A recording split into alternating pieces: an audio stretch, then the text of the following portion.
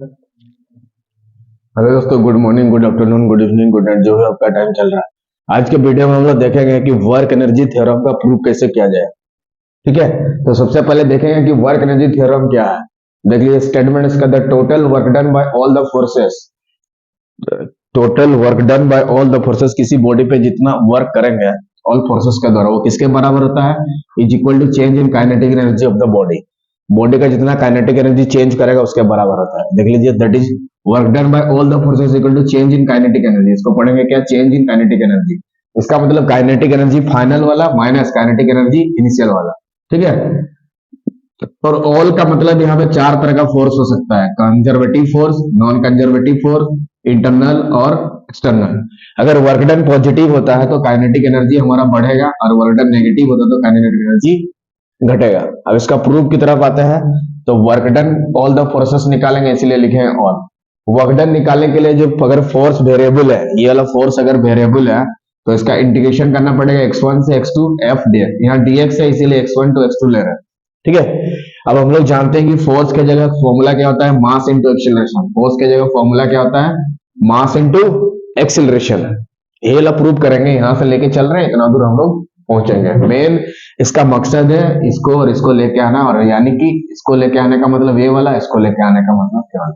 ठीक है, और काइनेटिक एनर्जी के लिए फॉर्मूला होता है हाफ एम वी स्क्वायर। तो अगर फाइनल काइनेटिक एनर्जी निकालना है तो फाइनल वेलोसिटी चाहिए, और इनिशियल अगर काइनेटिक एनर्जी लिए तो इनिशियल वेलोसिटी चाहिए, इसलिए इनिशियल वेलोसिटी का स्क्वायर। ये मास तो फिक्स है, कांस्टेंट है, तो हम F के जगह क्या फॉर्मूला यूज किया, मास इंटू एक्सेलरेशन।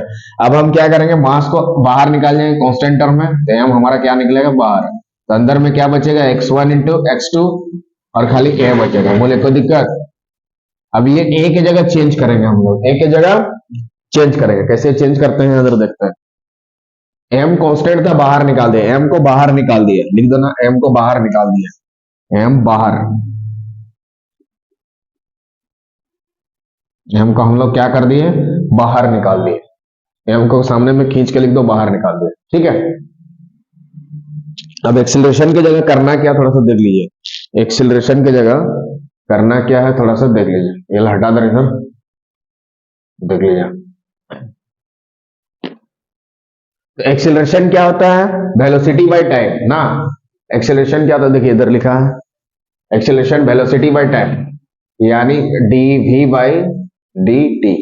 वेलोसिटी हो गया, इधर टाइम हो गया। ठीक है, उसको क्या बोलेंगे हम लोग, एक्सिलरेशन।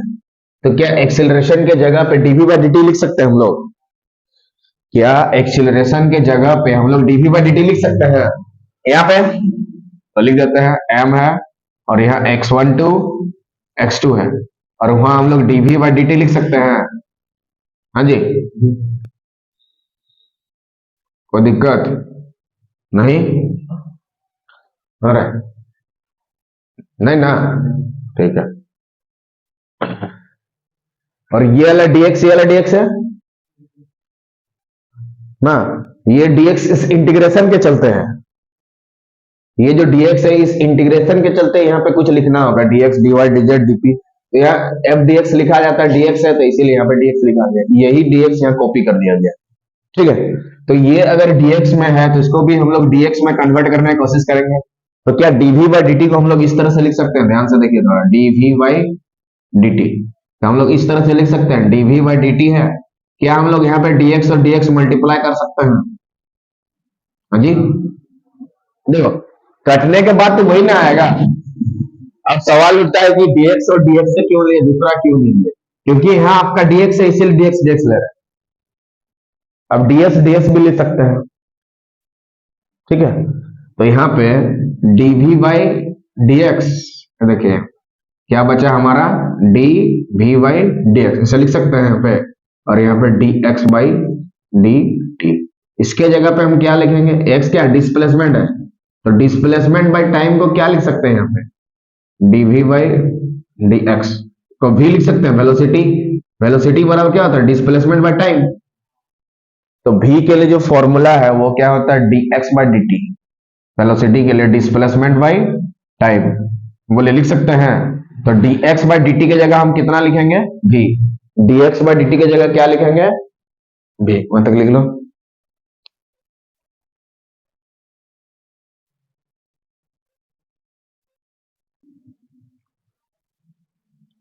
हाँ देख लो यहाँ पे, यहाँ से आगे देखो।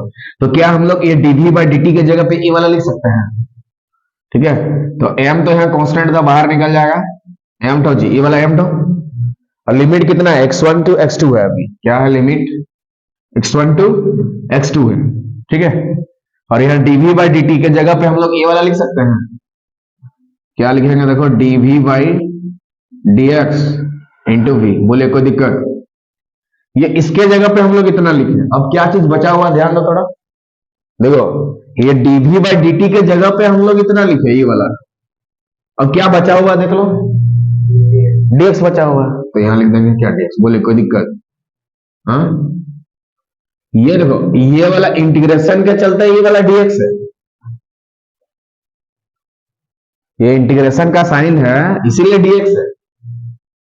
ठीक है, तो यहाँ पे क्या हम लोग ये dx और dx काट सकते हैं, आसानी से कट के, ऊपर नीचे सब सेम चीज रहता तो कट जाता है।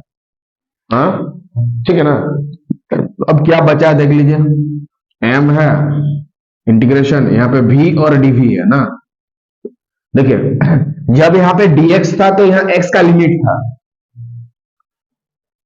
थोड़ा सा देख लो उसके बाद लिखिएगा, जब यहाँ पे dx था तो यहाँ x का लिमिट था। ध्यान देने वाला बात इधर देखो, जब dx रहता है, जब dx होता है तो x का लिमिट को ध्यान देना है, बोलो dy रहेगा तो किसका लिमिट को ध्यान दोगे, y का, dz होगा तो z का लिमिट लेना है, dt रहेगा तो t का लिमिट, dm रहेगा तो m का लिमिट, dk रहेगा तो k का लिमिट ना, तो v का लिमिट लेना पड़ेगा। यानी v का लिमिट मतलब क्या होगा, v इनिशियल से लेके v फाइनल, यही ना v का लिमिट, शुरू से लेके, पहले नीचे में छोटा वाला लिमिट लेते हैं, नीचे में जो लेते हैं छोटा वाला, ऊपर में तो छोटा वाला मतलब शुरू वाला, तो इसीलिए v फाइनल। देखिए dv है तो v इधर इनिशियल चाहिए और v इधर फाइनल चाहिए, dv है तो v का लिमिट लो, बोले थे ना, अरे dx है तो x का लिमिट, dy है तो y का लिमिट, dz है तो z का लिमिट, तो dv है तो v का लिमिट, और v का लिमिट मतलब v इनिशियल से v फाइनल। यहां तक कहीं दिक्कत? ठीक है, अब इंटीग्रेशन का रूल थोड़ा बता दिया था हम लोग कि कैसे इंटीग्रेशन किया जाता है, थोड़ा सा देख लो, बेसिक चीज सब क्लियर हो जाए।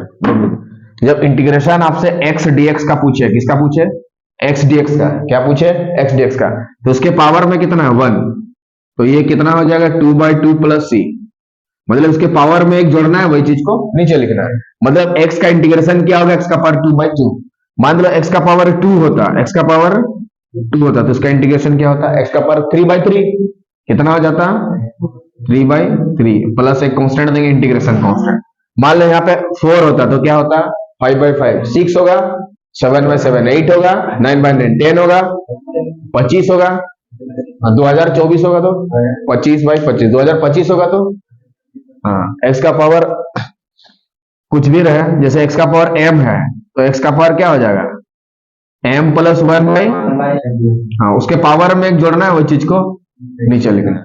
तो यहाँ जब v में कनेक्टेड होगा तो इसका इंटीग्रेशन तो क्या हो जाएगा v²/2, बोले कोई दिक्कत? हाँ, जब x था तो x²/2, तो y रहेगा तो y²/2, z होगा तो z²/2, t होगा तो t²/2, m होगा तो m²/2, p होगा तो p²/2, k होगा तो k²/2, तो v होगा तो v²/2, u होगा तो u²/2, समझ में, m होगा तो m²/2। अगर यहाँ m है तो इधर dm लेके आना पड़ेगा, इधर m का लिमिट चाहिए, dz है तो उधर z रहेगा, z का लिमिट, dt है तो t चाहिए, t का लिमिट, क्लियर, v²/2।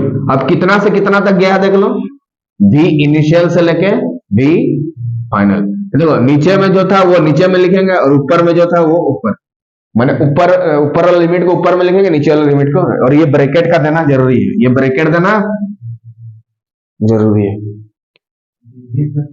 कौन सा रहा, ये लो हट गया रे, जैसे इधर देखो x dx का जो इंटीग्रेशन होता है x²/2 होता है, ये dx हट जाता है कि नहीं, तो उसी तरह से dv हट गया, dz रहेगा तो dz हट जाएगा, dt रहेगा तो dt हट जाएगा, dm रहेगा तो dm हट जाएगा और हट जाएगा। उसके बाद क्या करते हैं देख लो, कि ऊपर वाला लिमिट को बैठाते हैं जहां जहां v रहेगा, तो एक ही जगह ना v है यहाँ पे, तो m तो बाहर में है और यहाँ पे v फाइनल (²/2 - v इनिशियल का स्क्वायर बाय 2। माइनस कहां से आया, लिमिट में इसे बैठाना पड़ता है। ऊपर वाला लिमिट को सबसे पहले बैठाना है, बीच में माइनस देना है, फिर नीचे वाला लिमिट को बैठाना है।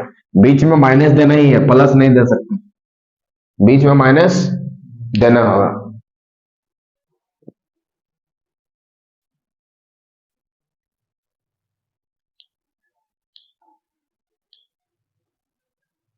ठीक है रे, थोड़ा सा 2 मिनट हो गया, इतना दूर क्लियर।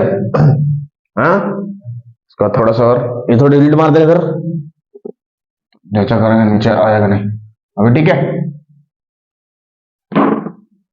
तो देख लो उसके बाद ये m को अंदर ले जाते हैं, ये m को दोनों के साथ बारी बारी से क्या कर देंगे, गुना कर देंगे। m को दोनों के साथ बारी बारी से, तो इसके साथ अगर m गुना करेंगे तो क्या बचेगा, 1/2 m v फाइनल का स्क्वायर, फिर 1/2 m v इनिशियल का स्क्वायर। बोले कोई दिक्कत? तो ये चीज क्या चीज है, काइनेटिक एनर्जी फाइनल वाला, और ये चीज क्या चीज है, काइनेटिक एनर्जी इनिशियल वाला। तो उसके जगह पे हम लोग क्या लिख सकते हैं बताओ, काइनेटिक एनर्जी फाइनल वाला F minus kinetic energy initial वाला यानी कि छोटा I। प्रूफ हुआ कि नहीं, है ना, हेंस प्रूव्ड। एक सेकंड रे, हेंस प्रूव्ड। हाँ बोलो, अभी बोलो, ये M कहां गया, बोलो। काइनेटिक एनर्जी फाइनल के लिए फॉर्मूला क्या होता है, ये वाला बोल रहा है, ये कहां गया बोल रहा है, इसको अंदर लेंगे, दोनों के साथ गुना कर दिया गया, तो दोनों के साथ गुना करेंगे तो यहां भी m लिखना पड़ेगा, यहां भी m लिखना पड़ेगा। देखो दोनों जगह m लिखे हैं कि नहीं। अब इसका फॉर्मूला बोलो क्या होता है, काइनेटिक एनर्जी फाइनल, इसलिए लिखा गया m तो सेट हो गया था फॉर्मूला में, ये m फॉर्मूला में सेट हो गया, क्योंकि काइनेटिक एनर्जी के लिए फॉर्मूला क्या होता है, हाफ m v का स्क्वायर। v कैसे होना चाहिए, फाइनल है तो फाइनल वाला लिखेंगे, इनिशियल है तो इसीलिए v फाइनल। अब समझ में आया m कहां गया, यहां से पूरा m गायब हो गया इतना, यही हमें प्रूव करना था। देख लीजिए इसका प्रूफ में ये वाला, इसी को चेंज इन काइनेटिक एनर्जी बोलते हैं। तो work done by all the forces is equal to change in kinetic energy, इसको ऐसे भी लिख सकते हैं, ये ना प्रूव करना था, ठीक है। तो आज के वीडियो में हम लोग देखें कि किस तरह से वर्क एनर्जी थ्योरम क्या होता है और उसका हम लोग प्रूफ किस तरह से करेंगे। इसके नेक्स्ट वीडियो उसका कुछ और क्वेश्चन लेंगे, तब तक वीडियो के साथ बने रहिए। जय हिंद, जय भारत। Work energy theorem.